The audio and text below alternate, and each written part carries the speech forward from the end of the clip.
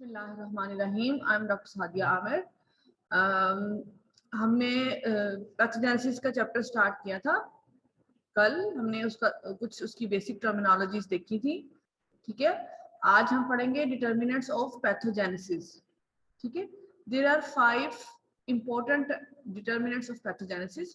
Number 1, transmission, adhesion, invasion and inflammation, toxin production or immunopathogenesis. Last 3 are the main mechanisms for the bacteria to cause the disease. And in these last 3, even the third and the fourth are the most important. Okay. I'm skipping this slide, the both slides, and we will start from the transmission. Okay.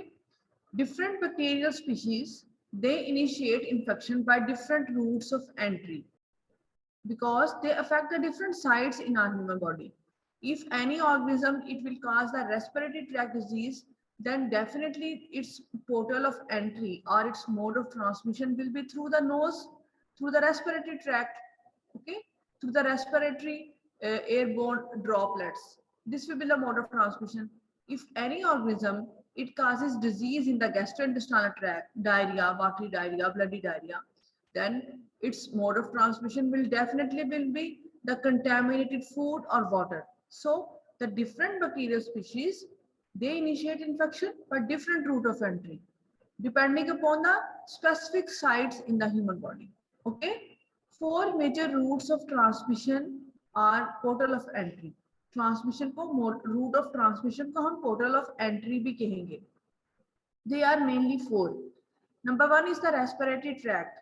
In the respiratory tract, the airborne droplets, through the coughing, sneezing, the airborne droplets, they transmit the infection. Number 2 is the gastrointestinal tract. Is the ingestion of the contaminated food or water, contaminated with the fecal matter, contaminated food. Third one is the skin. It can be through the cuts or the wounds, okay, open wounds. This is the third mode of transmission.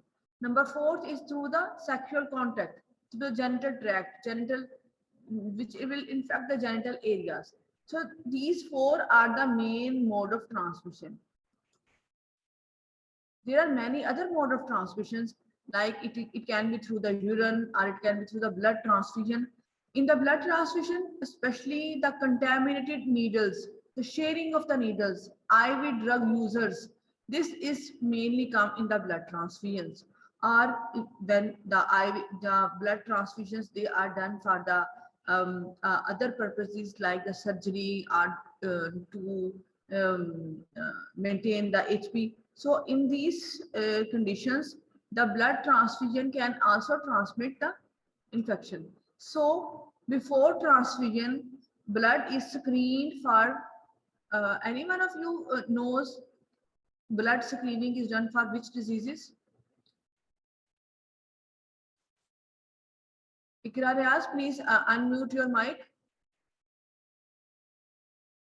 Ikra, please unmute your mic. और मुझे बताएं कि blood, हम किसी को blood हमने transfuse करना है तो उससे पहले ब्लड की किस किस ऑर्गेनिज्म के लिए स्क्रीनिंग की जाती है, ये किस किस डिजीज के लिए? कोई आपका बैकग्राउंड? अस्सलाम वालेकुम मैम। वालेकुम अस्सलाम, क्या हाल है? जी इकरा, मुझे बताएंगे ब्लड ट्रांसफ्यूजन जब करनी होती है तो उससे पहले ब्लड को स्क्रीन करवाया जाता है, पता है आपको इस बात का? जी मैम। हाँ, किस किस चीज के लिए हम स्क्रीनिंग करवाते हैं, किस किस डिजीज के लिए? मैम हेपेटाइटिस के लिए हम लोग करवाते हैं, HIV के लिए करवाते हैं, हेपेटाइटिस बी के लिए, हेपेटाइटिस सी के लिए, और क्या बता रही हैं आप? HIV ma'am, human hepatitis virus जो है जी, HIV के लिए करवाते हैं, और कुछ किसी और चीज के लिए करवाते हैं? ओके, ठीक है, थैंक यू। इसके अलावा हम इसकी स्क्रीनिंग करवाते हैं सिफिलिस के लिए, जो कि सेक्सुअली ट्रांसमिटेड डिजीजेस हैं, उनके लिए भी हम स्क्रीनिंग करवाते हैं। उसका पॉजिटिव ऑर्गेनिज्म होता है ट्रैपोनिमा पैलिडम। ठीक है, नंबर 3 तो आप लोगों को बेसिक से नॉलेज से पता है, हेपेटाइटिस बी के लिए, सी के लिए, HIV के लिए, इसके अलावा सिफिलिस के लिए उसका पॉजिटिव ऑर्गेनिज्म है ट्रैपोनिमा पैलिडम। इसके अलावा हम मलेरिया के लिए भी करते हैं, प्लाज्मोडियम वगैरह के लिए। इसके अलावा कुछ वायरसेस के लिए भी की जाती है, ह्यूमन टी सेल लिम्फोट्रोफिक वायरसेस हैं और वेस्ट नील वायरस है, इनके लिए इतनी कॉमन नहीं है, लेकिन बाकी की जो 5 कंडीशंस हैं इनके लिए ब्लड को स्क्रीन किया जाएगा बिफोर ट्रांसफ्यूजन। आप लोगों ने याद रखनी है, ठीक है। सिफिलिस और मलेरिया को ऐड कर लो अपने नॉलेज में। अच्छा, नेक्स्ट मोड ऑफ ट्रांसमिशन में be biting the insects, ticks वगैरह जो होती हैं, ठीक है, या वो मॉस्किटोज हैं जैसे टिक्स है, ये भी एक मोड ऑफ, बड़ा इंपॉर्टेंट मोड ऑफ ट्रांसमिशन है। एनिमल्स के थ्रू जो डिजीजेस ट्रांसमिट होंगी उनको हम कहेंगे जूनोटिक डिजीजेस, ठीक है। उनमें एनिमल्स मेनली रोल प्ले करते हैं। या तो animals they act as a reservoir, ठीक है, they are the main source of the infection, और उन डिजीजेस को हम कहें जूनोसिस। या animals just act as a vector, they are the mode of transmission, just they behave as the vector. These are the main mode of transmission. इनका तुम लोगों की बुक पे इनके 2-3 टेबल दिए हुए हैं। बहुत अच्छी बात होती है कि अगर टैबुलेटेड फॉर्म से आप उनको किसी भी चीज को मेमोराइज करो, उसको इजी होता है मेमोराइज करना। This is one of your bookish table, इसमें different mode of transmission mention किए हुए हैं। The most common mode of transmission is human to human, okay. The other mode of transmission are non human to human. Human to human के direct contact है, जैसे अभी हमने देखा direct contact है। नो डायरेक्ट कांटेक्ट मतलब जो faecal oral metal वगैरह है उसके जरिए होगा। डायरेक्ट कांटेक्ट में कोई सेक्सुअल कांटेक्ट भी हो सकता है, या जो through during the delivery of the babies through the birth canal, ठीक है, ये सारे डायरेक्ट कांटेक्ट में आएंगे। ट्रांसप्लेसेंटल हो सकता है जिसमें bacteria across the placenta move करेंगे और इन्फेक्ट करेंगे फीटस को, स्पेशली इसमें कंजेनिटल सिफिलिस इसकी एक एग्जांपल है। ब्लड बॉर्न में सिफिलिस है, ब्लड वही जो हमने अभी बात की थी ट्रांसफ्यूजन की ब्लड की, तो उसमें ब्लड बॉर्न डिजीज में this is the mode of transmission blood born, और इसकी एग्जांपल आएगी सिफिलिस, ओके। नॉन ह्यूमन में आएंगे डिफरेंट आ सकते हैं, सॉइल है, वाटर है, या एनिमल्स है। सॉइल से मोस्ट कॉमन एग्जांपल और इन्फेक्शंस भी ट्रांसफर हो सकते हैं, लेकिन यहाँ पे वो एग्जांपल डिस्कस की जाएगी जो कि मोस्ट कॉमन होगी, ठीक है। उसमें आता है टेटनस। टेटनस के जो स्पोर्स होते हैं वो प्रेजेंट होते हैं इन द सॉइल में, और जब कोई वूंड वगैरह होता है, कोई इन्फेक्शन होता है, तो वो एंटर हो जाते हैं वूंड में, ठीक है। वाटर सोर्स के थ्रू डिफरेंट डिजीजेज हैं जिसमें लीजियनेयर्स डिजीज है। लीजियनेयर्स लीजियनीला न्यूमोफिला की वजह से होता है, ठीक है। ग्राम पॉजिटिव रॉड्स में तुम लोग देखोगे इसको, तब वहां पे पढ़ोगे, ठीक है। वाटर सोर्स के थ्रू ये बैक्टीरियल जो है ना वो मोड ऑफ ट्रांसमिशन है। एनिमल सोर्सेज है, डायरेक्टली है, दे बिहेव एज वेक्टर है, बाय द एनिमल एक्सक्रीशंस हैं या फोमाइट्स हैं। ये आप लोगों को टेबल याद करना होगा, ठीक है, कि ये मोड ऑफ ट्रांसमिशन है तो इसकी ये एग्जांपल है, या उसमें आगे उसका किस तरह मोड ऑफ ट्रांसमिशन हो सकता है, ठीक। हम इसको डिस्कस नहीं करेंगे क्योंकि ये सिर्फ तुम लोगों को लर्न बाय हार्ट करने वाली बात है, समझाने वाली इसमें ऐसा नहीं बात, क्योंकि किस ऑर्गेनिज्म के लिए कौन सा सोर्स है, okay. Diseases can be directly transmitted in 2 ways, या तो हॉरिजॉन्टल ट्रांसमिशन होती है या वर्टिकल ट्रांसमिशन होती है। आई होप सो आप लोगों ने पहले ये ट्रांसमिशन पढ़ी हुई है। हॉरिजॉन्टल ट्रांसमिशन होती है from the person to the person, okay, through the skin contact है या डायरेक्ट कांटेक्ट है, वो सारी पर्सन टू पर्सन में आएंगी। वर्टिकल ट्रांसमिशन होती है from mother to the offspring. इसमें मेनली 3 वेज हैं, या तो वो प्लेसेंटा से होती है, या वो within the birth canal during the birth, या वो ब्रेस्ट मिल्क से होती है। These 3 are the mode of transmissions in which the bacteria is transferred from the mother to the offspring. इसको हम कहेंगे vertical transmission, okay? If anyone want to ask anything, you can ask. Mode of transmission जो है इस ये बहुत important जो है वो मैकेनिज्म है in the transfer of the disease में, इस लिहाज से कि अगर हम चेन ऑफ ट्रांसमिशन को इंटरप्ट कर देना तो हम इन्फेक्शियस डिजीजेस को प्रिवेंट कर सकते हैं। ये पब्लिक हेल्थ प्रोस्पेक्टिव के लिहाज से बहुत इंपॉर्टेंट है ट्रांसमिशन की चेन को ब्रेक करना, ठीक है। इस तरह हम डिजीजेस को कंट्रोल कर सकते हैं, उनको प्रिवेंट कर सकते हैं इन्फेक्शियस डिजीजेस को। The next step is the adherence. Next step है एडहेरेंस। जब तक बैक्टीरिया एक एक्सटर्नल सोर्स से सबसे पहले वो मोड ऑफ ट्रांसमिशन या रूट ऑफ ट्रांसमिशन से एंटर हो गए, पोर्टल ऑफ एंट्री से एंटर हो गए। अब अगर उस बैक्टीरिया ने या पैथोजन ने डिजीज करनी है रेस्पिरेटरी ट्रैक्ट में या जीआईटी में या जेनिटल ट्रैक्ट में, जहां पे भी करनी है, वहां पे वो जाके अपने आप को एस्टेब्लिश करेगा। ओके, तो उसको हम कहेंगे adherence to the cell surface, human cell surface. mechanism of attachment या adherence of bacteria with the host cell surface. Okay, it involves two steps. Number one is the non-specific adherence, जिसका दूसरा नाम हम कहते हैं डॉकिंग। ठीक है, second one is the specific adherence और एंकरिंग। ठीक है, सबसे पहले आएगी नॉन स्पेसिफिक adherence। इसमें ये रिवर्सिबल अटैचमेंट्स होती हैं। इसमें जस्ट ऑर्गेनिज्म अटैच होता है और वो अगर जस्ट सपोज अपने आप को उसने अटैच कर लिया एपिथेलियम के साथ या म्यूकस मेम्ब्रेन के साथ या एंडोथेलियम के साथ, अभी वो एस्टेब्लिश नहीं हुआ, ठीक है, प्रॉपरली, उसने कोई एंजाइम्स वगैरह रिलीज नहीं किए, या तो वो अगर जैसे जीआईटी में है तो स्टमक एसिड उसको वॉश आउट कर सकते हैं। ठीक है, अगर वो रेस्पिरेटरी ट्रैक्ट में है तो सीलियरी मोशन वहां से उसको रिमूव कर सकती है। तो ये एक नॉन रिवर्सिबल अटैचमेंट्स होंगी, नॉन स्पेसिफिक अडहेरेंस होगी। स्पेसिफिक अडहेरेंस में वो डिफरेंट अपने रिसेप्टर्स के थ्रू अटैच हो जाएगा सेल सरफेस के साथ। ठीक है, adherence of the bacteria to the epithelium और एंडोथेलियल सेल्स। ठीक है, they allow them to adhere करने का आउटकम क्या होगा, they allow them to colonize the tissue। ठीक है, this process of adherence and colonization it enhances their virulence। वो establish होंगे, उसके बाद में वो अपनी virulence show करवाएंगे। it is essential for the organisms that attach to the mucous membranes। ठीक है, म्यूकस मेम्ब्रेन्स के साथ जो ऑर्गेनिज्म अटैच होकर डिजीज करेंगे उनके लिए एडहेरेंस बहुत इंपॉर्टेंट है। Following structures they are involve in this, कल हमने थोड़ी सी बात की थी पाइलाई की। ठीक है, पाइलाई बाइंड कर जाती है ग्लाइकोलिपिड्स या glycoproteins of the human cells के साथ। पाइलाई एक इंपॉर्टेंट विरुलेंट फैक्टर है। जो नॉन पाइलेटेड स्ट्रेन्स होते हैं जैसे नजेरिया गनोरी के हैं, वो स्ट्रेन्स जो कि नॉन पाइलेटेड होते हैं उनके ऊपर पाइलाई नहीं है, वो नॉन पैथोजेनिक स्ट्रेन्स हैं। ओके, किसी भी वजह से म्यूटेशन हुई उनमें और उन्होंने अपनी इस विरुलेंस फैक्टर को लॉस कर दिया, तो वो नॉन विरुलेंट हो गए, नॉन पैथोजेनिक हो गए।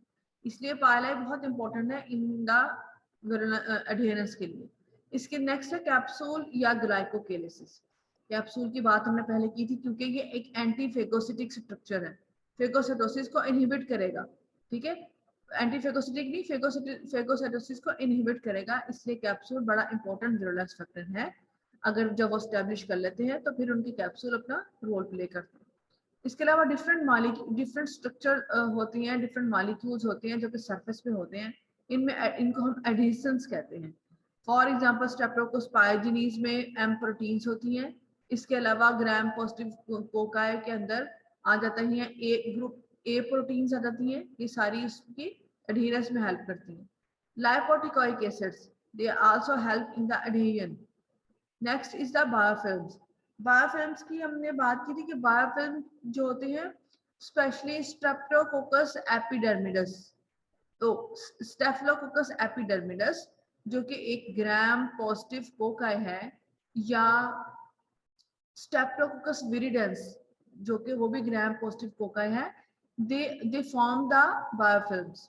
अब जो स्टेफिलोकोकस एपिडर्मिडस है ये बायोफिल्म्स बनाता है और अटैच कर लेता है बैक्टीरिया को प्रोस्थेटिक हार्ट वेल्स के साथ।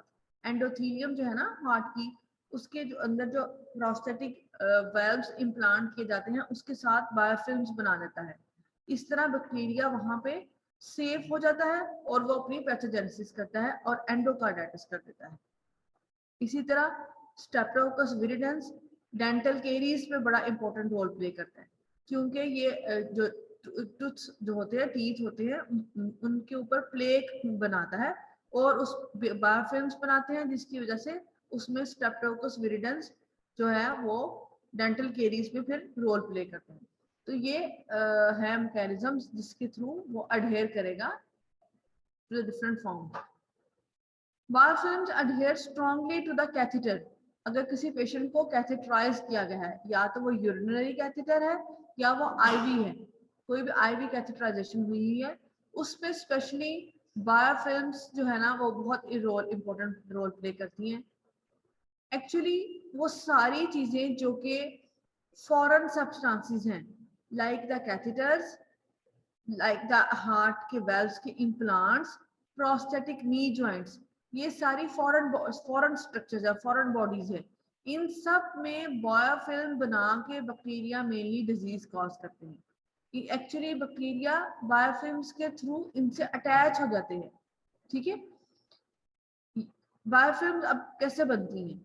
Dense multi organism layer of bacteria होती है। अभी मैं तुम लोगों को पिक्चर में दिखाती हूँ कि ये बायोफिल्म्स कैसे बनेंगी। ये देखो, सबसे पहला वाला क्या आया इस पिक्चर में? First layer of bacteria attach directly to the host cell surface. Portal of entry से बैक्टीरिया अटैच हो गया, एक ब्लड वेसल वगैरह में आ गया है। वहां पे सबसे पहले बैक्टीरिया आके, ये फर्स्ट लेयर डेफिनेटली बैक्टीरिया ने आके अपना काम शुरू किया है। ठीक है, directly attach to the host cell surface. इसको हम कहेंगे रिवर्सिबल अटैचमेंट कह सकते हैं, या रिवर्सिबल एड्सॉर्प्शन कह सकते हैं बैक्टीरिया। ठीक है, इसके बाद क्या हुआ? बैक्टीरिया यहाँ पे आकर अटैच हुआ, उसने अपने स्ट्रक्चर्स के थ्रू अपने आप को एस्टेब्लिश करना शुरू करेगा। इरिवर्सिबल अटैचमेंट हो जाएगी बैक्टीरिया की with in seconds two minutes. ठीक है, अब वहां पे बैक्टीरिया, यहाँ पे दो बैक्टीरिया हैं, अब जो नेक्स्ट बैक्टीरिया आ रहे होंगे वो अपने आप को इसके ऊपर, इसी जगह पे इसके ऊपर पाइल अप करना शुरू कर देंगे। ये देखो, बैक्टीरिया ग्रो करना शुरू कर देंगे, डिवाइड करना शुरू कर देंगे, होस्ट से न्यूट्रिशन लेंगे, अपना नंबर इंक्रीज करेंगे, और एक जो है ना वो एक पाइल अप होना शुरू हो जाएंगे। Growth and division of bacteria, इसमें आवर्स लग जाते हैं या डेज लग जाते हैं। ठीक है, इस वाले स्टेप को, और देखो नेक्स्ट स्टेप में क्या हुआ, उसने बायोफिल्म्स बनानी शुरू कर दी। बैक्टीरिया ने डिफरेंट तरह के पॉलीमर्स प्रोडक्शन शुरू कर दी, बायोफिल्म्स बनानी शुरू कर दी। अब ये जो है ना, ये सारी इसकी बायोफिल्म्स बना के, अब देखो अब इसकी अमाउंट, इसकी अमाउंट इंक्रीज हो रही है। Other layers of bacteria they attach to the basal layer, जो बेसल लेयर थी बैक्टीरिया की, उसके साथ other layers of bacteria attach हो रही हैं बाय ए पॉलीसेकेराइड मैट्रिक्स। इसमें अब पॉलीसेकेराइड, जिसके पास कैप्सूल है, या जिसके पास पाइलाई है, या वो ग्लाइकोकेलेक्स बनाता है वो बैक्टीरिया, या वो बायोफिल्म्स बनाता है, वो अपने सारे ये फैक्टर्स शो कराएंगे, क्योंकि वो अपने आप को अडेयर कर रहे हैं, एक प्रॉपर एस्टेब्लिशमेंट कर रहे हैं अपनी, यहाँ पे इरिवर्सिबल अटैचमेंट कर रहे हैं। ठीक है, फिर क्या होगा? Attachment of other organisms to the biofilms, इसमें डेढ़ से 5 से लग जाएंगे। नॉन सेलुलर मैट्रिक्स जो है ना, एक्स्ट्रा सेलुलर मैट्रिक्स वगैरह जो है, वो इसके ऊपर डिपॉजिट होना शुरू हो जाएगा, और इस तरह से वो अपने आप को एस्टेब्लिश करेंगे। ठीक है, specific adherence involves the complementary chemical interactions, different तरह के सब्सटेंसेस रिलीज होना शुरू हो जाएंगे। अब bacterial adhesin attaches covalently to the host receptor, ये अभी हमने देखा, उसकी बात कर रहे हैं। ठीक है, नंबर थर्ड स्टेप, जिसको हमने कहा इन्वेजन या इन्फ्लेमेशन एंड इंट्रासेलुलर सर्वाइवल। अगर कोई पूछे कि जो है ना, द मुझे कोई मोस्ट कॉमन मैकेनिज्म बताएं, तो उसमें फिर इन्वेजन और टॉक्सिन प्रोडक्शन वाला मोस्ट कॉमन, वो पूछे 1 या 2 मैकेनिज्म्स बताएं जो कि बैक्टीरियल पैथोजेनेसिस करते हैं, तो उसमें इन्वेजन वाला स्टेप आएगा और टॉक्सिन प्रोडक्शन का आएगा। ओके, इन्वेसिव बैक्टीरिया, जो बैक्टीरिया हमारे सेल्स के साथ अडहियर और अटैच करने के बाद सेल्स को इन्वेड कर देंगे, और सेल्स को इन्वेड करके इनसाइड चले जाएंगे, उनको हम कहेंगे invasive bacteria. Invasive bacteria they cause the pathogenesis by following mechanisms. 3 main mechanism है जिसके थ्रू वो इन्वेसिव बैक्टीरिया डिजीज करते हैं। उसमें नंबर 1 है enzymes. Invasive bacteria different enzymes release करेंगे। नंबर 2 है विरुलेंस फैक्टर्स रिलीज करेंगे, और नंबर 3 है वो इंट्रासेलुलर सर्वाइवल करते हैं। इन 3 मैकेनिज्म्स के थ्रू इन्वेसिव बैक्टीरिया अपना जो है ना वो प्रोसेस, अपना मैकेनिज्म परफॉर्म करते हैं। ठीक है, नंबर 1 है एंजाइम्स। इन्वेसिव बैक्टीरिया कौन कौन से ऐसे एंजाइम्स रिलीज करती है जिसकी वजह से वो पैथोजेनेसिस में प्ले रोल करते हैं। एंजाइम्स में सबसे पहले आएगा एस। एंजाइम्स जो है उनमें डिफरेंट एंजाइम्स हैं। Enzymes they act as a spreading factors. Family of enzymes that affect the physical properties of the tissue matrix and intercellular spaces. Cells के दरमियान जो स्पेसिस होंगी उनको हम कहेंगे इंटरसेलुलर स्पेसिस। वो उन स्पेसिस पे एक्ट करेंगे क्योंकि वो सेल्स के साथ अटैच हो गए हैं। अब उन्होंने इन्वेड करना है। हमने बैक्टीरिया को अब सेल के अंदर इन्वेड करना है, तो उसका हम प्रोसेस देख रहे हैं कि वो सबसे पहले या तो बैक्टीरिया डिफरेंट एंजाइम्स रिलीज करेंगे जो कि इंटरसेलुलर स्पेसिस पे एक्ट करेंगे ताकि वो इंटरसेलुलर स्पेसिस के दरमियान जो लिंकेजेस हैं उनको ब्रेक कर दें। इसका आउटकम क्या होगा? इसका आउटकम ये होगा कि इसके थ्रू बैक्टीरिया स्प्रेड करेंगे एक सेल से दूसरे सेल में और उस टिश्यू के अंदर मैट्रिक्स में, एक्स्ट्रा सेलुलर मैट्रिक्स में। It will promote the spread of the pathogen. ठीक है, तो डिफरेंट एंजाइम्स हैं। Here I have enlisted these are the important enzymes which play a role in the bacterial invasion. इनको हम कहेंगे bacterial इन्वेशंस। जो adhesion में रोल प्ले करते हैं उनको हम कहेंगे एडहेसेंस।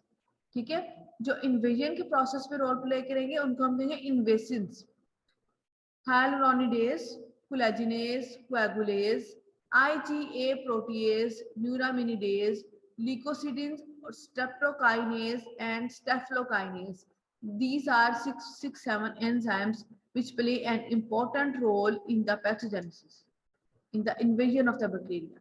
ठीक है, अब इस टेबल में मैंने यहाँ पे समराइज किया कि इन जो सारे बैक्टीरियल एंजाइम्स हैं जो कि एक्स्ट्रा सेलुलरी बैक्टीरियल प्रोटीन्स के तौर पे जो एज एडहेसेंस के तौर पे एक्ट करती हैं, उनके क्या फंक्शंस हैं। नंबर 1 ये है हेडिंग इन्वेशंस। नंबर 1 आएगा हाइलुरोनिडेज। अब हाइलुरोनिडेज कौन कौन से बैक्टीरिया रिलीज करेंगे हम वो देखेंगे, और वो किस तरह रोल प्ले करेंगे वो ये है, एक्टिविटी कैसे परफॉर्म करेंगे। ठीक है, इस तरह से तुम लोगों को याद करना और पढ़ना आसान हो जाएगा। हाइलुरोनिडेज तुम लोगों ने पहले पढ़ा होगा आई थिंक सो फिजियोलॉजी में, break down the hyaluronic acid. और हाइलुरोनिक एसिड एक बड़ा इंपॉर्टेंट कंपोनेंट है एक्स्ट्रा सेलुलर मैट्रिक्स का, कनेक्टिव टिश्यू का एक इंपॉर्टेंट कंपोनेंट है। हमारे कनेक्टिव टिश्यू में जो ग्राउंड सब्सटेंस है ना वो हाइलुरोनिक एसिड है। तो बैक्टीरिया रिलीज करेंगे हाइलुरोनिडेज जो कि उसकी ब्रेक डाउन कर देंगे और हमारा एक्स्ट्रा सेलुलर मैट्रिक्स की जो है ना वो ब्रेक डाउन हो जाएगी, डिग्रेडेशन हो जाएगी। अब कौन कौन से बैक्टीरिया प्रोड्यूस करेंगे? Gram positive cocci mainly produce करते हैं। ग्राम पॉजिटिव कोकाई में अब क्लासिफिकेशन रिकॉल करो, स्ट्रेप्टोकोकाई एंड स्टेफिलोकोकाई। ठीक है, इसके अलावा ग्राम पॉजिटिव रॉड्स, क्लोस्ट्रीडिया, ये हाइलुरोनिडेज प्रोड्यूस करते हैं। अब यहाँ से ऑनवर्ड जहां पे भी हाइलुरोनिडेज का बात की जाएगी तो तुम लोगों को ये याद होना चाहिए कि कौन से बैक्टीरिया प्रोड्यूस करेंगे और वो किस तरह एक्ट करेगा। तो mainly hyaluronic acid, hyaluronidase is a spreading factor, the main spreading factor. अगर एमसीक्यू से पूछा जाए कि वो कौन सा एंजाइम है जो कि behave as a spreading factor, तो तुम लोगों की मोस्ट जो अप्रोप्रिएट ऑप्शन जो है वो हाइलुरोनिडेज होनी चाहिए।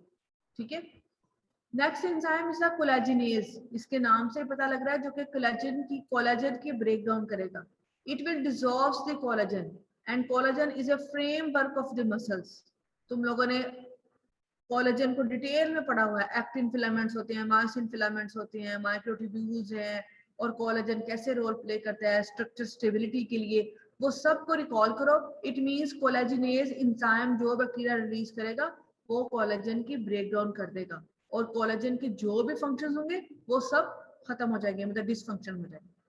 कौन से बैक्टीरिया प्रोड्यूस करेंगे? ग्राम पॉजिटिव रॉड्स, क्लोस्ट्रीडियम की species. Okay, next enzyme is neuraminidase. Neuraminidase degrades the neuraminic acid of intestinal mucosa. ठीक है, वहां पे न्यूरामिनिक एसिड होता है, उसकी डिग्रेडेशन कर देंगे।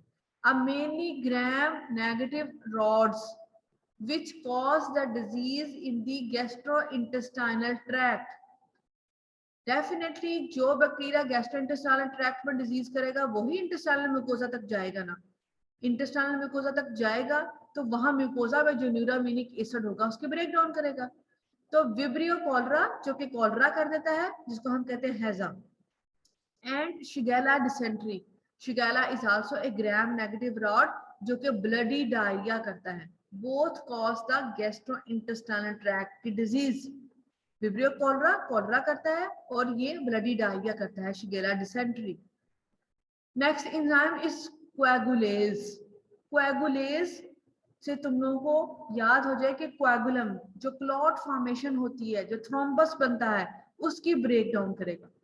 इट मींस ये कन्वर्ट कर देगा फिब्रिनोजन को फिब्रिन में, which causes the clotting.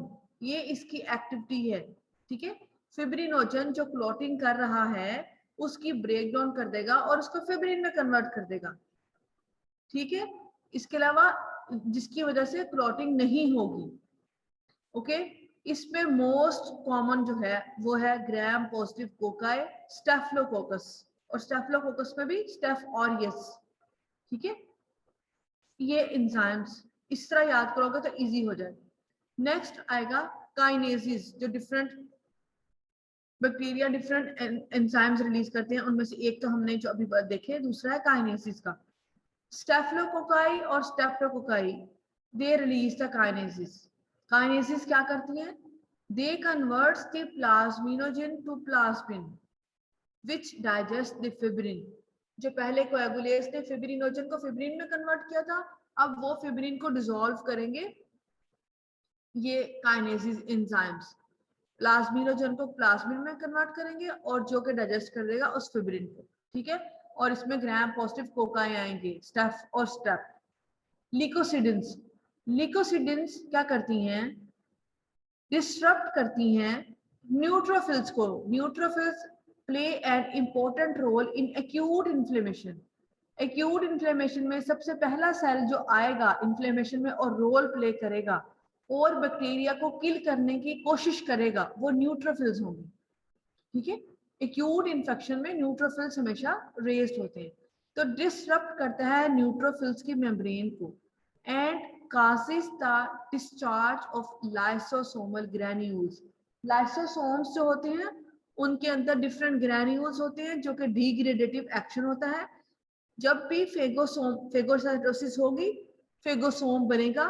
Phagosome, अब तुम लोगों ने फिजियोलॉजी में ये पढ़ा हुआ है, फेगोसोम लाइसोसोम्स के साथ फ्यूजन करता है। फ्यूजन होने के बाद फेगोलाइसोसोम बनता है और जब ये फेगोलाइसोसोम बनता है तो लाइसोसोम्स ब्रेक डाउन हो जाती है, वो अपने एंजाइम्स को रिलीज कर देती हैं। लाइसोसोम्स के अंदर ग्रैन्यूल्स होती हैं जो अपने एंजाइम्स रिलीज करती हैं। ये एंजाइम्स जो होते हैं ये जो होते हैं डिस्ट्रक्टिव मतलब नेचर के होते हैं और ये डिस्टरप्ट कर देते हैं सेल्स के फंक्शन को, उस बैक्टीरिया को किल कर देंगे लाइसोसोमल एंजाइम्स, ओके। तो leukocidins play an important role in the disruption of neutrophils की मेम्ब्रेन को, ओके। अब स्टेफ जो बैक्टीरिया में ये प्रॉपर्टी होगी वो ये काम करेगा और ये हमारा होस्ट डिफेंस का इंपॉर्टेंट रोल है। Neutrophils play an important role in our host defence और lysosomes play an important role in our host defence, ठीक है। जिस बैक्टीरिया के पास लिकोसिडिन वाली प्रॉपर्टी होगी वो ये रिलीज करेंगे और हमारे होस्ट इम्यून सिस्टम को या होस्ट डिफेंस को इवेट करने। तो इसमें इंपॉर्टेंट रोल प्ले करता है स्टेफ ऑरियस, ग्राम पॉजिटिव कोकाई। इससे पहले हमने इसके एक और एंजाइम की बात की थी पिछली ही स्लाइड में। Anyone student, anyone of you? अभी हमने पिछली स्लाइड में बात की थी। ईमान नहीं, please unmute your mic. Iman, hello Iman, please unmute your mic और मुझे बताएं ग्राम स्टेफिलोकोकस ऑरियस की अभी हमने बात की थी, वो और कौन सा एंजाइम रिलीज कर रहा था? ये पिछली ही स्लाइड में बात की है। Okay, I think so Iman is not present. हमने बात की थी कोएगुलेज की, उसमें स्पेसिफिकली स्टेफ ऑरियस की बात की थी। ठीक है, स्पेसिफिकली स्टेफ ऑरियस की बात की थी, कोएगुलेज, और दूसरा इसका एंजाइम हो गया ल्यूकोसिडिन। नेक्स्ट एंजाइम है स्ट्रेप्टोलाइसिन। स्ट्रेप्टोलाइसिन क्या करता है? It repels the phagocytes and disrupts the phagocyte membrane. Phagocytes में आ जाएंगे न्यूट्रोफिल्स भी और मैक्रोफेजेस भी, specially macrophages. It is an important phagocyte जो कि फेगोसाइटोसिस करेगा, और फेगोसाइटोसिस किल करती है बैक्टीरिया को। फेगोसाइटोसिस हमारे इम्यून सिस्टम का एक इंपॉर्टेंट सेल है, ठीक है। जो एंजाइम स्ट्रेप्टोलाइसिन रिलीज करेंगे वो फेगोसाइट्स की मेम्ब्रेन को ब्रेक डाउन कर देंगे, डिसरप्ट कर देंगे, and they cause the discharge of the lysosomal granules. ये तो स्ट्रेप्टोलाइसिन करेगा, ठीक है। अब कौन सा एंजाइम रिलीज करता है? Streptococcus pyogenes which is a gram positive cocci, ठीक है। Streptococcus pyogenes, gram positive cocci में स्टेफ ऑरियस बहुत इंपॉर्टेंट है विरुलेंस के लिहाज से, और दूसरे नंबर पे स्ट्रेप्टोकोकस पायोजेनेज है विरुलेंस के लिहाज से बहुत इंपॉर्टेंट, मतलब इसके मैनी विरुलेंट फैक्टर्स हैं, ठीक है। हीमोलाइसिस, हीमोलाइसिस क्या करती हैं? फॉस्फोलाइपेसिस हैं और लेसिथिनेसिस, ये दोनों आएंगे हीमोलाइसिस की हेडिंग में। फॉस्फोलाइपेसिस एंजाइम्स और lecithinases, they destroy the red blood cells, ठीक है, उनके रेड ब्लड सेल्स को लाइसिस कर देंगे। अब कौन से बैक्टीरिया प्रोड्यूस करते हैं? ग्राम पॉजिटिव कोकाई, जिसमें स्ट्रेप्टोकोकाई, स्टेफिलोकोकाई और ग्राम पॉजिटिव रॉड्स, क्लस्ट्रीडिया। अब स्पेशली से लेसिथिनेज की अलग से बात भी की गई है, because this Clostridium perfringens, Clostridium perfringens is a gram positive rod जो कि गैस गैंग्रीन करता है, ठीक है, गैस गैंग्रीन करेगा। सॉइल से अगर हमारा कोई ओपन वूंड हो गया और उसका एक्सपोजर हो गया सॉइल के साथ, तो वहां से इसके स्पोर्स एंटर हो जाएंगे। It is a spore forming bacteria, it is a gram positive aerobe spore forming bacteria, ठीक है। It will destroy the lecithin in the cell membrane, cell membrane में एक इंपॉर्टेंट कंपोनेंट होता है लेसिथिन, उसकी break down कर देगा, ठीक। नेक्स्ट मूव करते हैं, अगर किसी को यहाँ तक कुछ समझ नहीं आई तो पूछ सकते हो। टैबुलेटेड फॉर्म में याद करोगे तो बहुत इजी हो जाएगा चीजों को याद करना और मेमोराइज करना, ठीक है। नंबर थर्ड एंजाइम, जो नंबर थर्ड मेन इंपॉर्टेंट है, वो आईजीए प्रोटीएज। हमने इसकी थोड़ी सी बात मैंने पहले भी की थी कि आईजीए इज ए सेक्रीटरी एंटीबॉडी जो कि हमारे रेस्पिरेटरी ट्रैक्ट में एक इंपॉर्टेंट डिफेंसिव मैकेनिज्म है, ठीक है। रेस्पिरेटरी ट्रैक्ट की म्यूकोजल सरफेस पे वहां से सेक्रीट होती है IgA. Those bacteria which produce the IgA protease, it will cause the breakdown of the IgA, और IgA will no longer be protective. कौन से इसके एग्जांपल्स में? निजेरिया मेनिंजिटाइडस, ये निमोनिया वगैरह करता है, रेस्पिरेटरी ट्रैक्ट की डिजीजेस करता है। Neisseria meningitidis is a gram negative cocci, Neisseria gonorrhoeae is a gram negative cocci, ये जेनिटल ट्रैक्ट की म्यूकस मेम्ब्रेन पे एक्ट करेगा, ठीक है। H influenza, Haemophilus influenza is a gram negative rod, ये भी रेस्पिरेटरी ट्रैक्ट के डिजीजेस करता है। And Streptococcus pneumoniae, it is a gram positive cocci जो कि निमोनिया करता है। ये सारे वो बैक्टीरिया जो कि हमारे सिस्टम्स की म्यूकस मेम्ब्रेन पे, रेस्पिरेटरी ट्रैक्ट की म्यूकस मेम्ब्रेन या जेनिटल ट्रैक्ट की म्यूकस मेम्ब्रेन, वहां पे एक्ट करती हैं। वहां पे IgA is a secretary antibody, और जो बैक्टीरिया आईजीए प्रोटीएज रिलीज करेगा वो उसकी ब्रेक डाउन करवा देगा, और इस तरह से वो पैथोजेनेसिस करेगा। नेक्स्ट इज फास्फोलाइपेसिस, ठीक है। क्लोस्ट्रीडियम परफरेंजिस अभी हमने बात की थी इसकी, वो डिस्ट्रॉय कर देगा मेम्ब्रेन को। एंथ्राक्स, एक्स्ट्रा सेलुलर की जो फैक्टर्स हैं, Bacillus anthracis, it is a gram positive rod, ये इंपॉर्टेंट रोल प्ले करता है। इस तरह के जो ये टॉक्सिन जो प्रोड्यूस करता है उसके दो कंपोनेंट्स होते हैं, उसका जो एक कंपोनेंट है ना वो एक्ट एज एन एंजाइम है। एंथ्राक्स EF जो है हमने लिखा है एंथ्राक्स का एक्स्ट्रा सेलुलर जो फैक्टर्स हैं, उनमें वन कंपोनेंट जो है is an adenylate cyclase. This is an enzyme, adenylate cyclase, which causes increased level of intracellular cyclic AMP, ठीक है। इस तरह से वो पैथोजेनेसिस करेगा। अब हम जाके इसको डिटेल से देखेंगे कि ये इंक्रीज साइक्लिक एएमपी और एडिनाइलेट साइक्लेस कैसे एक्शन करता है, ठीक। पर्टसिस एक और डिजीज है जो कि बैक्टीरिया बॉर्डिटेला पर्टसिस रिलीज करता है। दिस इज अ बैक्टीरिया जो कि पर्टसिस करेगा, टॉक्सिन रिलीज करेगा। इसका एक कंपोनेंट जो है, टॉक्सिन जो कंपोनेंट है वो भी एडिनालेट साइक्लेज है, जो कि एक्ट करेगा और इंट्रासेलुलर साइक्लिक एएमपी को इंक्रीज करेगा। ये आप लोगों को याद करना पड़ेगा कि कौन सा बैक्टीरिया कौन सा एंजाइम रिलीज कर रहा है। एक या तो बैक्टीरिया, दो तरीके हैं जिससे तुम लोग याद कर सकते हो।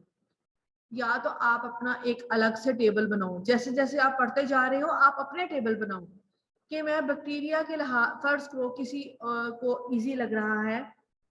थर्ड ईयर बात सुनो प्लीज ध्यान से।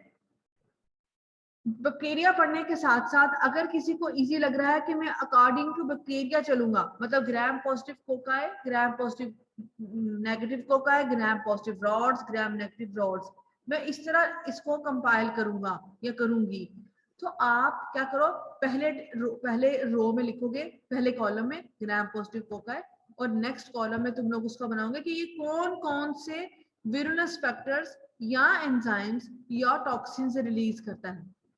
ठीक है, तुम लोग का एक अपना टेबल बन जाए। या दूसरा तरीका ये हो सकता है, तुम लोग लिखो टॉक्सिन्स को या एंजाइम्स को या विरुलेंस फैक्टर्स को पहले, और उसकी आगे फर्स्ट करो हम बात करते हैं हाइलुरोनिडेज की, या हम बात करते हैं कोलेजिनेज की, ये एक विरुलेंस फैक्टर है। ठीक है, अब मैं पहले कॉलम में इसको रखूंगी और दूसरे कॉलम में रखूंगी, अब ये अगर ये एंजाइम ग्राम पॉजिटिव कोकाई भी रिलीज कर रही है, ग्राम पॉजिटिव रॉड्स भी रिलीज कर रही है, ग्राम नेगेटिव रॉड्स भी रिलीज कर रही हैं, तो मैं उन तीनों को उसके आगे लिख लूंगी, क्योंकि मैं अपना table according to virulence factors तैयार कर रही हूँ। ये मेरी अपनी ईज है।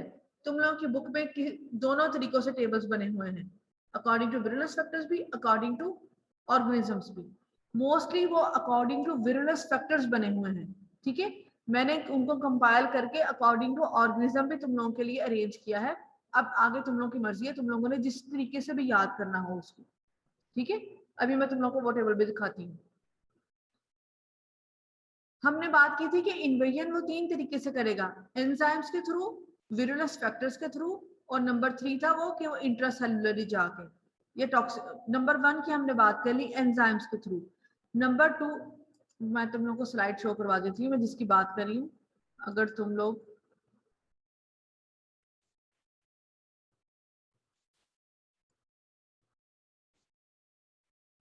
इस स्लाइड की बात कर रही हूँ, एंजाइम्स के थ्रू, विरुलेंस फैक्टर्स के थ्रू और इंट्रासेलुलर सर्वाइवल। ठीक है, एंजाइम्स की हमने बात कर ली कि कौन कौन से एंजाइम्स हैं, कौन कौन से बैक्टीरिया रिलीज कर रही हैं, और वो एंजाइम्स कैसे एक्शन कर रहे हैं।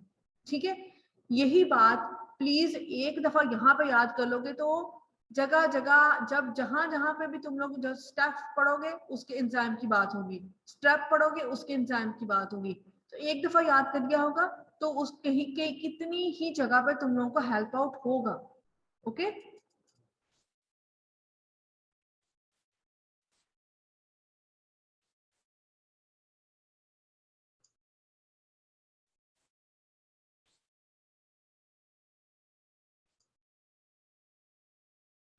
ठीक है, पहली वाली बात है एंजाइम्स की। नंबर 2 है विरुलेंस फैक्टर्स की।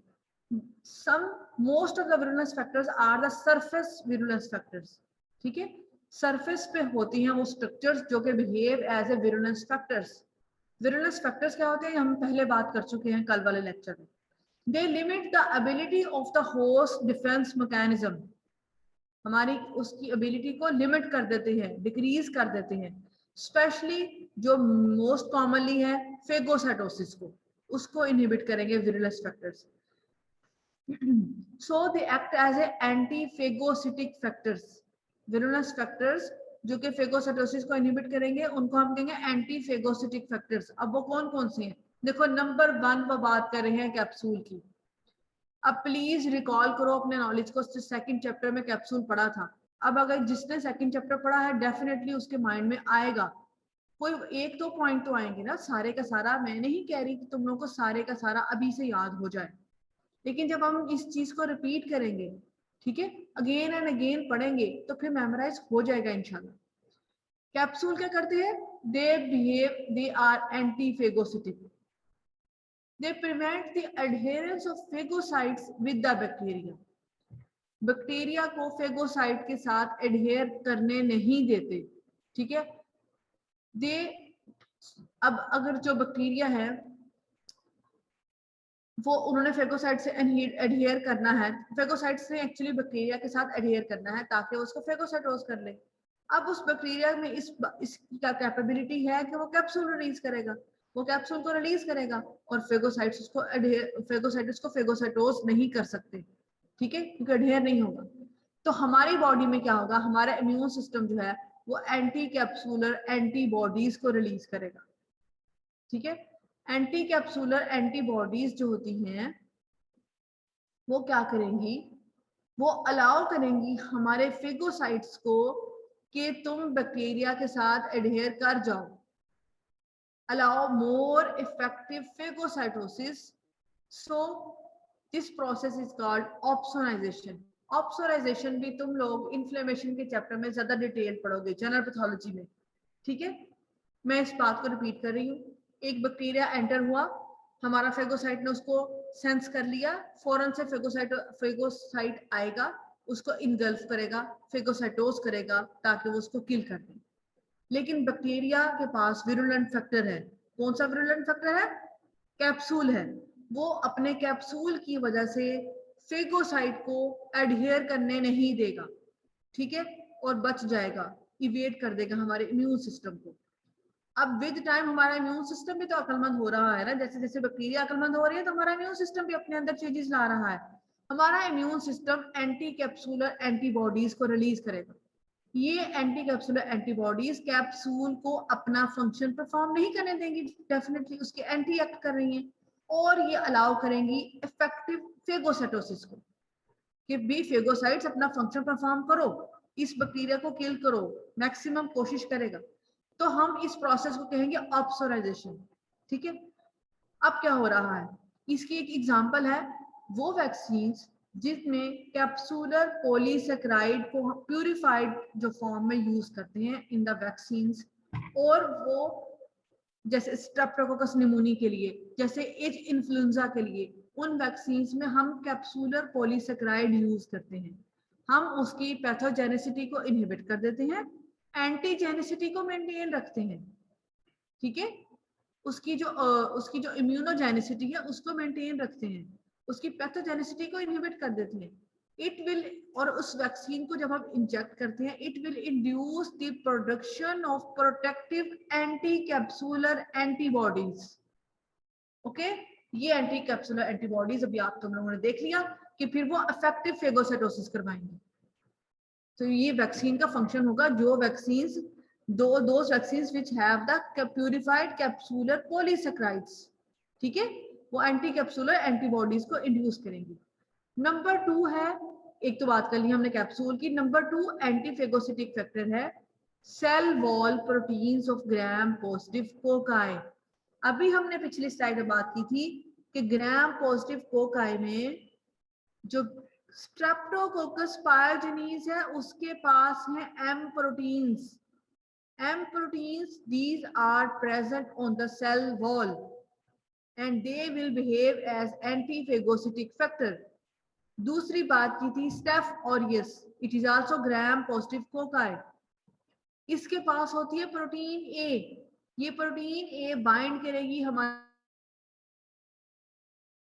ग्लोबुलिन्स होती है ना, एक तो हमने अभी तक बात की IgA की, IgG इम्यूनोग्लोबुलिन जो है जी उसके साथ बाइंड करेगी, और IgG का मेन फंक्शन क्या होता है, कंप्लीमेंट सिस्टम की activation. Complement system is an important role in important part of our immune system. जब स्टेफ ऑरियस ने प्रोटीन ए रिलीज की, ये बाइंड की IgG के साथ, और उसने प्रिवेंट कर देना है कंप्लीमेंट की एक्टिवेशन को। Mohammad Adeel, please unmute your mic.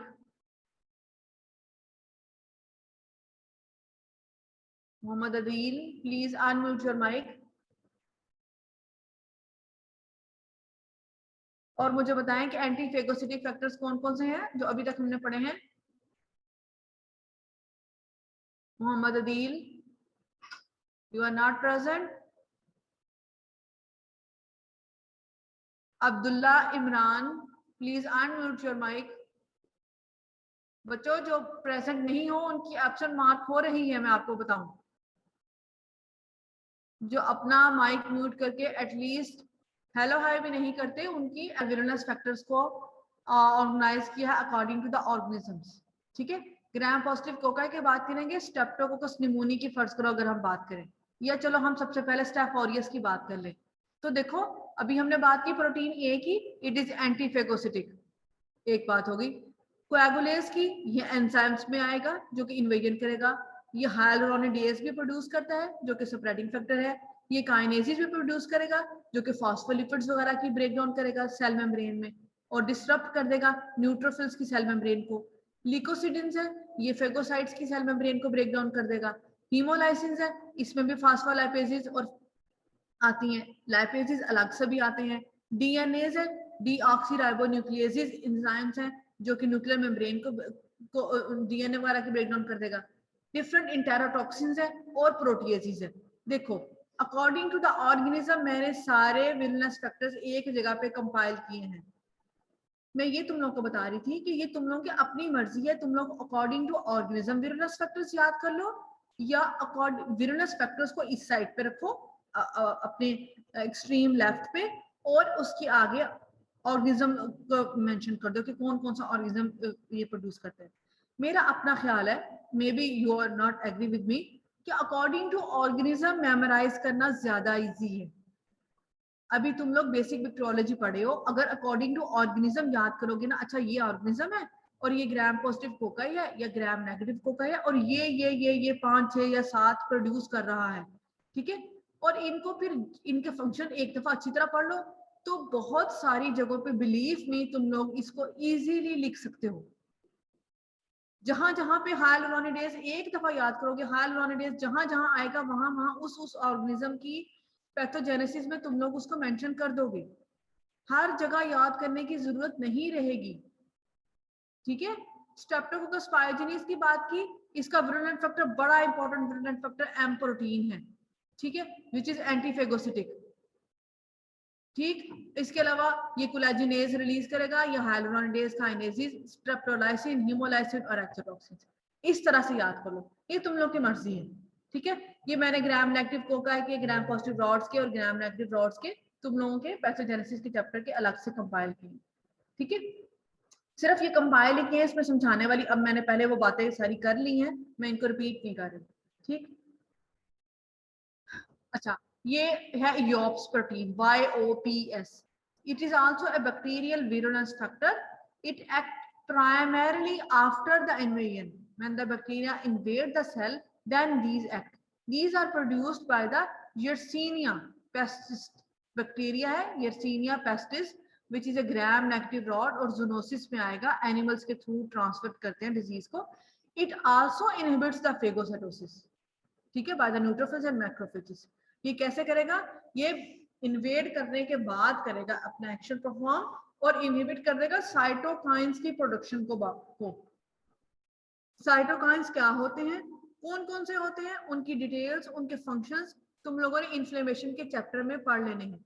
Actually मैं चाह रही थी कि मैं तुम लोगों को पैथोजेनेसिस इन्फ्लेमेशन के बाद ही पढ़ाऊं, ठीक है, क्योंकि पैथोजेनेसिस को पढ़ना इजी हो जाता है अगर तुम लोगों ने इन्फ्लेमेशन जनरल पैथोलॉजी से पढ़ी ही हो, लेकिन वो फिर दोनों जो है ना वो कोरिलेट नहीं किया टाइम उनका, इसलिए मैंने फिर पैथोजेनेसिस तुम लोग को पढ़ानी शुरू कर दी।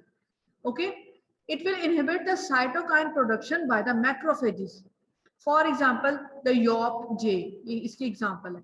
It will inhibit the activation of host defense, which is the macrophages. ठीक है, इसी की बात कर रही है कि macrophages एक host defense है, उसको inhibit करेगा activation।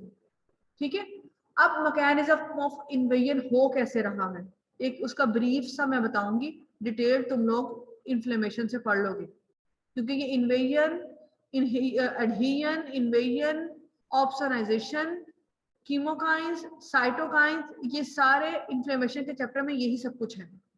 ठीक है, इन्वेसिन्स बैक्टीरिया करेंगे इन्वेसिन्स release, those bacteria which have the ability to invade, they will release the invasins, different structures.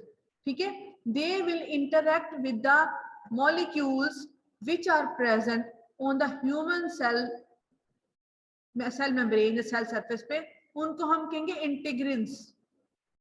Phagocytes पे या न्यूट्रोफिल्स पे, ह्यूमन सेल्स पे जो स्ट्रक्चर्स प्रेजेंट होंगे उनको हम कहेंगे इंटीग्रिन्स, और जो बैक्टीरिया रिलीज करेंगे उनको हम कहेंगे इन्वेसिन्स।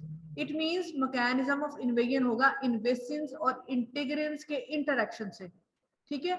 एक्टिन माइक्रोफिलामेंट्स इसमें मेनली रोल प्ले करेंगे, वो कंट्रैक्शन करेंगे, जैसे कंट्रैक्ट और रिलैक्स करते हैं, तुम लोगों ने उसमें देखा हुआ एक्टिन फिलामेंट्स की कंट्रैक्शन से वो बैक्टीरिया फिर अंदर इन्वेट कर जाएगा, bacteria will move inside the cells, ठीक है।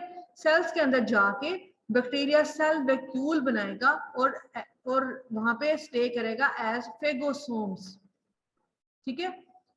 या तो वो फेगोसोम्स के अंदर ही रिजाइड करता है, या वो क्या करेगा, फेगोसोम से माइग्रेट कर जाएगा इनटू द साइटोप्लाज्म, ठीक है, या वो मूव कर जाएगा साइटोप्लाज्म से into the adjacent sales through the tunnels which are formed by the actin. In this way, they will evade the host defense mechanism and will cause the invasion. ये तीन main mechanism हैं जिसके through bacteria inside the cell move करेगा। पहला है कि वो cell vacuole बना के और फेगोसाइटोस हो जाएगा, एज फेगोसोम्स रहेगा, या वो माइग्रेट कर जाएगा इनटू द साइटोप्लाज्म और अपने आप को इवेड कर लेगा इम्यून सिस्टम के मैकेनिज्म से, क्योंकि साइटोप्लाज्म के अंदर वो ग्रैन्यूल्स नहीं होते जो कि ब्रेक डाउन कर देते हैं उसकी, या वो मूव कर जाएगा from cytoplasm into the adjacent cell. This is the main mechanism जो कि यूज करता है लिस्टेल मोनोसाइटोजेनीज, एक बैक्टीरिया है जिसका पूरा नाम है लिस्टीरिया मोनोसाइटोजेनीज। वो इस मेथड के थ्रू इन्वेड करता है, अपने आप को इवेड कर लेगा होस्ट के डिफेंसिव मैकेनिज्म से। ये मैंने इसकी पिक्चर शो करवाई है, देखो ये बैक्टीरिया है, यहां से इसका इन्वेड किया, सेल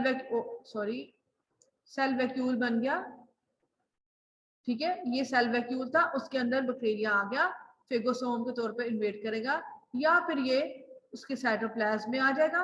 साइटोप्लाज्म से इसके इर्द गिर्द ये जो हल्का लाइट सा वो ब्राउन सा कलर का है ना, ये इसके एक्टिन फिलामेंट्स हैं, ठीक है।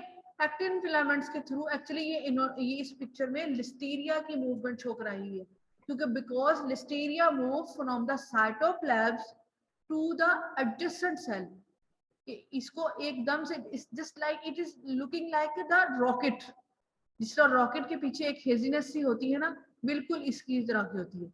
अब ये इस तरह की मूवमेंट इसकी इसलिए होती है कि इसके पास एक्टिन फिलामेंट्स होते हैं इस बैक्टीरिया के पास, जो कि इसको प्रोपेल करेंगे, उसको एकदम से इसको ऐसे जो है ना वो प्रोपेल करेंगे, एक्टिन फिलामेंट्स कंट्रैक्ट करके, और ये मूव करेगा।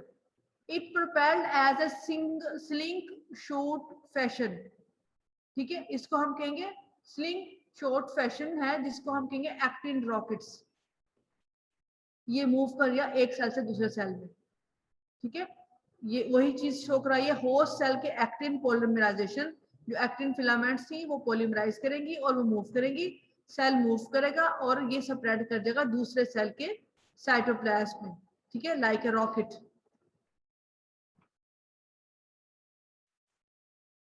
ये मूवमेंट है लिस्टीरिया मोनोसाइटोजेनीज की शो करवाई थी। इस वाली पिक्चर में डिफरेंट बैक्टीरिया की मूवमेंट शो कराई है। जो अगर बात करें कि शिगेला कैसे मूव करेगा, इन्वेसिव बैक्टीरिया है, सेल्स को इन्वेड करता है, ठीक है, तो इसके पास भी ये पीछे इसके एक्टिन फिलामेंट्स हैं, इसके थ्रू ये एक लॉन्ग ट्यूब बनाएगा और एज ए वैक्यूल अंदर इनगल्फ हो जाएगा, प्रोट्रूड करेगा, लॉन्ग वैक्यूल बनाएगा और इसके अंदर चला जाएगा, ठीक है। इस तरह से वो होस्ट के इम्यून सिस्टम को एस्केप कर लेगा वहां से। लिस्टीरिया मोनोसाइटोजेनीज ये प्रोपेल करता है, जो अभी हमने शो कराया था। रिकिट्सिया जो है, Rickettsia is also a gram negative rod, वो किस तरह से मूव करके, इस तरह मूव करके तो वो जाएगा नेक्स्ट सेल में। बरफोल्ड्रिया ये भी एक सूडोमोनास की स्पीशी है और ये इस तरह से मूव करके दूसरे सेल में जाएगा, ठीक है। जस्ट तुम लोगों को सिर्फ दिखाने के लिए मैंने पिक्चर लगाई है, अदरवाइज तुम लोगों ने इसको इस तरह से नहीं पूछा जाएगा। सिंपली ये है कि वो मूव कर जाते हैं साइटोप्लाज्म में, या वो स्टे करते हैं एज फेगोसोम्स, या नंबर 3 है वो साइटोप्लाज्म से एडजेसेंट सेल्स में चले जाएंगे। ठीक है। अब इन्वेजन में एक बात की गई है पैथोजेनिसिटी आइलैंड्स की। पैथोजेनिसिटी आइलैंड्स क्या होती है? They have the genes which are encoding the virulence factors. They have the genes. ये बैक्टीरियल क्रोमोसोम पे एक्चुअली कुछ रीजन्स होते हैं, ऐसे कुछ एरियाज होते हैं जहां पे जीन्स होते हैं। वो जीन्स स्पेशली होते हैं विरुलेंस फैक्टर के लिए। एक specific part of bacterial chromosome, वहां पे जीन्स लोकेटेड होते हैं विरुलेंस फैक्टर्स के लिए। एडहेशंस के, इन्वेजन्स के और एक्सोटॉक्सिन्स के जीन्स इकट्ठे ही एडजेसेंट ही लोकेटेड होते हैं। They are transferred as a block, मतलब वो पूरे का पूरा पीस ऐसे ही वाया द कॉन्जुगेशन प्रोसेस के थ्रू या ट्रांसडक्शन के थ्रू ट्रांसफर हो जाएगा। ठीक है। अब कॉन्जुगेशन और ट्रांसडक्शन तुम लोगों ने, मैंने तुम लोगों को पढ़ा दी है, रिकॉल करो उसको कि वहां पे जीन्स, सिंपल वहां पे बात की थी जीन्स की। जीन्स ट्रांसफर हो रही हैं एक सेल से दूसरे सेल में। ठीक है। तो वो जीन्स देखो, अब वही है बैक्टीरियल के एक्सोटॉक्सिन्स के, इन्वेजन्स के और एडिशंस के ट्रांसफर में। They found in the gram-negative rods and gram-positive cocci, especially these pathogenicity islands, ये gram-negative rods में और gram-positive cocci में होते हैं। ठीक है। Which organ will be affected? कि बैक्टीरिया आया है और उसने किस ऑर्गन को इफेक्ट करना है, ये चीज किस ऑर्गन को इन्वेड करना है, ये चीज कौन डिटरमिन करेगा कि इसने किस ऑर्गन को या किस सेल को इन्वेड करना है। Actually, this is determined by the different receptors which are present on the surface of the cell for the bacteria. हर सेल के, हर ह्यूमन सेल के सरफेस पे स्पेसिफिक रिसेप्टर्स होते हैं स्पेसिफिक बैक्टीरिया के लिए। ये चीज डिटरमिन करती है कि which organ will be affected. For example the blood brain barrier. ठीक है। Blood brain barrier means they will allow the lipophilic drugs, जो कि लिपिड सॉल्युबल ड्रग्स हैं, उनको अलाउ करेगा कि वो अच्छे तरीके से they can enter well into the brain, because brain is also, उसकी जो मेम्ब्रेन्स है वो लिपिड रिच है, इसलिए वो लिपिड सॉल्युबल को, उसका पेरेंट कामा है या जो उसकी मेम्ब्रेन्स है वो लिपिड रिच है, इसलिए वो लिपोफिलिक जो ड्रग्स हैं उनको एंटर कर देगा। जबकि जो कि हाइड्रोफिलिक ड्रग्स हैं उनको एंटर नहीं करने देगा। ठीक है। जो कि वाटर लविंग है, हाइड्रोफिलिक ड्रग्स हैं, उनके लिए इनएबिलिटी होती है। तो इस ये एक एग्जांपल उन्होंने कोट की है ब्लड ब्रेन बैरियर की कि वो किन चीजों को करने देता है एंटर। इन्वेजन जब हो जाती है तो उसके बाद नेक्स्ट स्टेप है invasion is followed by the inflammation. मैंने पहले भी बात की, इन्फ्लेमेशन तुम लोग पढ़ लोगे इंशाल्लाह जनरल पैथोलॉजी में। एक ब्रीफ सी बात सिर्फ यहाँ पे की हुई है। A basic way in which the body reacts to infection, irritation or other injury.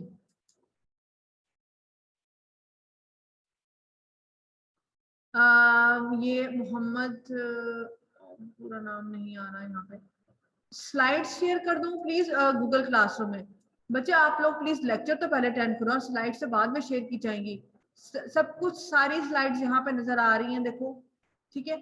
और मोस्ट ऑफ द, मैंने तुम लोगों को कहा था स्लाइड्स का मटेरियल बुक से ही होता है, सिर्फ वे ऑफ प्रेजेंटेशन डिफरेंट हो सकता है या समझाने के लिए कोई इंफॉर्मेशन डिफरेंट हो सकती है। Otherwise written material mostly book में से ही टाइप किया जाता है ताकि तुम लोगों को समझने में आसानी हो। ये एक सेट क्राइटेरिया है ताकि स्टूडेंट्स को, अंडर ग्रेजुएट स्टूडेंट्स को मोस्टली, ताकि उनको पढ़ने में, बुक से समझने में आसानी हो, तो मोस्टली रिटन मटेरियल बुक से ही है। In which the body reacts to infection, irritation और अदर इंजरी। ठीक है। ये मेन फीचर्स होते हैं, एक्चुअली 5 फीचर्स होते हैं इन्फ्लेमेशन के, जिसमें रेडनेस है, वार्मथ है, स्वेलिंग है, पेन है, ये तुम लोग पढ़ लोगे इन्फ्लेमेशन में। ठीक है। ये बेसिकली हमारी बॉडी में जब भी कोई इन्फेक्शन हो या कोई इंजरी हो तो उसके लिए हमारी बॉडी कैसे रिएक्ट करेगी, वो एक मैकेनिज्म है। ठीक है। It is A type of non specific immune response. 2 types की होती है मेनली इन्फ्लेमेशन, पायोजेनिक इन्फ्लेमेशन और ग्रैनुलोमैटस इन्फ्लेमेशन। पायोजेनिक का मतलब है कि इसमें पस फॉर्मिंग है। ठीक है। पस बनेगी, मेनली जो सेल्स होंगे वो न्यूट्रोफिल्स होंगे। ठीक है। और इसमें बैक्टीरिया, स्ट्रेप्टोकोकाई, स्टेफिलोकोकस और जो जीआईटी ट्रैक्ट है उसके bacteria mainly they are pyogenic. Granulomatous inflammation जो होती है ये यूजुअली क्रोनिक होती है। इसके अंदर ग्रेनुलोमास बनते हैं। ग्रेनुलोमा क्या होता है ये तुम लोग इन्फ्लेमेशन के चैप्टर में पढ़ लोगे। मेनली इसमें macrophages play an important role and T cells, specially helper T cells. ठीक है, दो तरह के हमारे टी सेल्स होते हैं, helper T sales and cytotoxic T cells. तो मैक्रोफेजेस और टी सेल्स आर प्रीडोमिनेंट।